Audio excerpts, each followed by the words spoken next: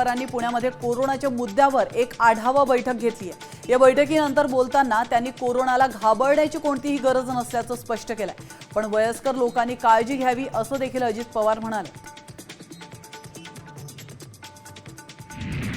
पुण्यात मुठा नदीत वयोवृद्ध व्यक्तीचा मृतदेह आढळून आलाय। प्रकाश मारुती काळेकर असे या व्यक्तीचं नाव आहे। तर पुण्यातील महानगरपालिका जवळ असलेल्या नदीपात्रात हा मृतदेह आढळून आलाय। नेमकी ही हत्या आहे की आत्महत्या हे अद्याप समजू शकलेलं नाहीये। याचा अधिक तपास पोलीस करतात। मावळच्या देहू रोड येथील थॉमस कॉलनी या ठिकाणी राहणाऱ्या तरुणाची प्रेम प्रकरणातून हत्या करण्यात आली आहे। दिलीप शुगर मोरिया असं घटनेमध्ये मृत झालेल्या युवकाचं नाव आहे।